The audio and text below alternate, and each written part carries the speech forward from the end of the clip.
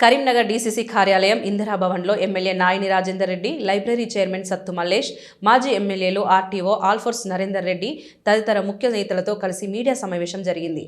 మంత్రి పొన్నం ప్రభాకర్ మాట్లాడుతూ Karimnagar municipal corporation మరియు ఉమ్మడి జిల్లాలోని మున్సిపాలిటీల్లో కాంగ్రెస్ అభ్యర్థులను గెలిపించాలని ప్రజలను పిలిచారు. సంక్షేమ పథకాలు, అభివృద్ధి కార్యక్రమాలు, 3500 మంది వారికి ఇందిరమ్మ ఇల్లు, 200 యూనిట్ల ఉచిత విద్యుత్, రేషన్ కార్డులు, ఉచిత సన్నబియ్యం, ఆర్టీసీ ఉచిత బస్సు ప్రయాణం, రైతు భరోసా, ఉద్యోగ భర్తీలు, మహిళా సంఘాల వడ్డీలేని రుణాలు. గత 10 సంవత్సరాల బీఆర్ఎస్ ప్రభుత్వం కేంద్రీకృత అభివృద్ధి, అవినీతితో పరిమితమైందని, కాంగ్రెస్ ప్రభుత్వం పారదర్శక, నేరసాల పాలన అందిస్తుందని వివరించారు.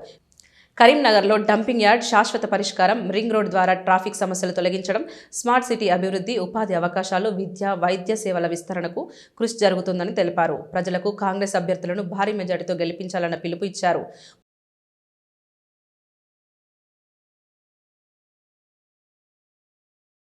కరీంనగర్ లోక్సభ నియోజకవర్గము ఉమ్మడి జిల్లాకు సంబంధించినటువంటి అన్ని మున్సిపాలిటీల్లో కాంగ్రెస్ అభ్యర్థులను గెలిపించి ప్రజాపాలన ప్రభుత్వం ఆధ్వర్యంలో జరుగుతున్నటువంటి అనేక సంక్షేమ అభివృద్ధి కార్యక్రమాలకు ఆశీర్వచనము, ప్రోత్సాహాన్ని ఇవ్వాల్సిందిగా ఓటర్ మహాశయులందరికీ కూడా కాంగ్రెస్ పార్టీ పక్షాన విజ్ఞప్తి చేస్తూ ఉన్నాం.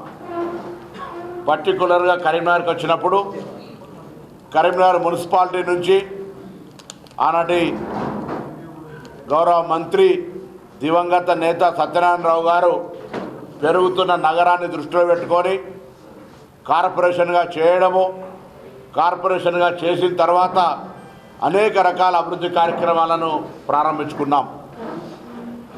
ఈరోజు కరీంనగర్కు ఏదైనా కార్యక్రమం జరిగినా అది కాంగ్రెస్ హయాంలో మాత్రమే జరిగిందని చెప్పడానికి గర్వంగా ఉంది.